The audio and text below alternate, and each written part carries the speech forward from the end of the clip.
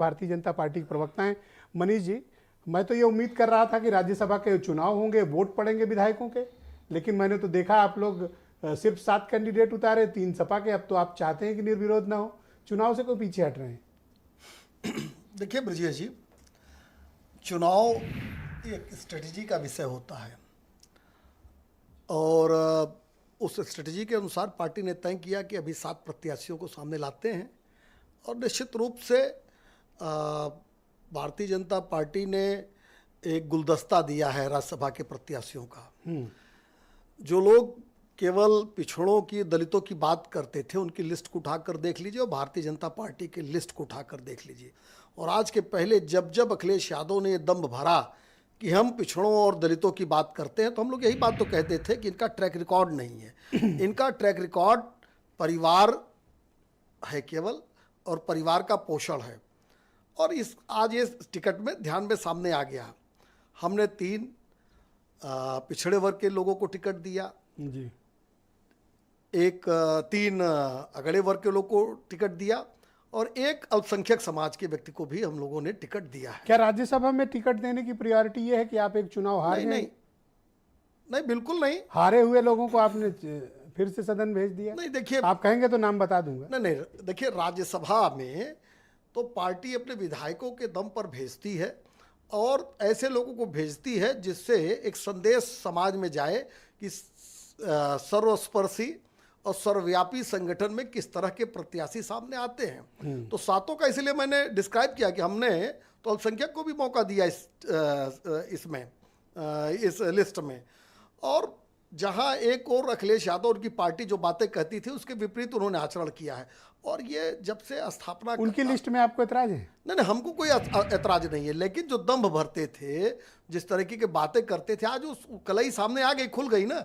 और आज से नहीं, समाजवादी पार्टी अपने गठन के समय से आज तक केवल और केवल तुष्टीकरण की राजनीति करते आई थी और परिवार की राजनीति करती आई थी। और वो आज सामने है सबके।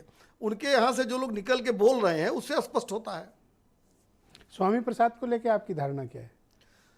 नहीं, स्वामी कैसे प्रसाद, नेता हैं वो? देखिए, स्वामी प्रसाद मौर्य, मेरा आज भी कहना कि स्वामी प्रसाद मौर्य कुछ अपने मन से नहीं बोलते हैं। वो अखिलेश यादव का दिया जो लिख कर देते थे उसको पढ़ते थे। और अगर स्वामी प्रसाद मौर्य से उनकी नाराजगी होती तो शफीकुर रहमान बर्क अभी उनकी पार्टी में क्या कर रहे हैं, जो लगातार प्रभु राम के मंदिर के खिलाफ, सनातन धर्म के खिलाफ और यहाँ तक तालिबानियों के पक्ष में भी जिन्होंने बयान दिया, ऐसा व्यक्ति तो अभी अखिलेश यादव के सबसे खास है। लोकसभा का टिकट भी थमा दिए हैं। ये उनका अपनी अगर आप लड़ाई लिखा है। पढ़ने को तैयार हैं तो स्वामी प्रसाद की बीजेपी में वापसी हो सकती है? नहीं, देखिए, वापसी होना नहीं होना ये तो एक दिगर विषय है, लेकिन स्वामी प्रसाद के बयानों की सहमति अखिलेश यादव थी। वो शफीकुर रहमान बर्क, एसटी हसन के बयानों के बाद अगर उन पर कार्रवाई नहीं हुई है तो निश्चित रूप से ये उनका अंदरूनी झगड़ा है, ये उनकी पारिवारिक लड़ाई है जो आगे बढ़ के आपसे पूछा कि क्या स्वामी प्रसाद मौर्य के लिए बीजेपी का कोई दरवाजा खुला है? क्यों खुला है? नहीं लेंगे? नहीं, क्यों हम लेंगे?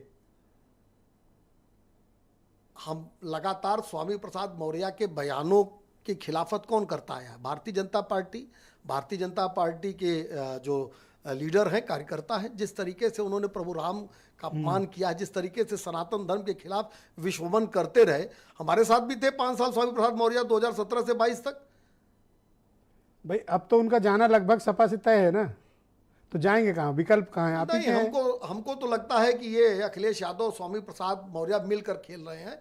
क्योंकि अगर स्वामी प्रसाद के बयानों के नाते से उनको हटाया गया है तो उसके पहले शफीकुर रहमान बर्क को हटाना चाहिए, जो तालिबान तक का समर्थन करते आए, उस आताताई सरकार, उस आताताई व्यवस्था के समर्थन में खड़े हुए। हमको लगता है दुनिया में कोई भी सभ्य जाति इसके साथ नहीं। मनीष जी, ये पल्लवी पटेल कैसी नेता है? क्या मानते हैं आप उनके बारे में? नहीं, पल्लवी पटेल समाजवादी पार्टी की विधायक है। तो अब ये लूज बॉल है, दिया है आपको, खेल के दिखाओ। नहीं, हमको क्या आवश्यकता है खेलने की? देखिए, भारतीय जनता पार्टी क्या धारणा रखते हैं आप, वो कैसी लीडर हैं? नहीं, ये कोई व्यक्तिगत तो डिबेट है नहीं। वो समाजवादी पार्टी के नेता है। उन्होंने आज एक सवाल अखिलेश यादव से किया जिसका जवाब अभी आईपीसी को देना चाहिए था, जो आपकी बात ही सुनने को नहीं तैयार है। सवाल ही कह रहे हैं हमको टॉपिक ही गलत, जबकि टॉपिक सुबह से यही है। अब पता नहीं इनको कम्युनिकेट क्यों नहीं हुआ। खैर, डिबेट को आगे बढ़ाते हैं। मेरे साथ राष्ट्रीय लोकदल के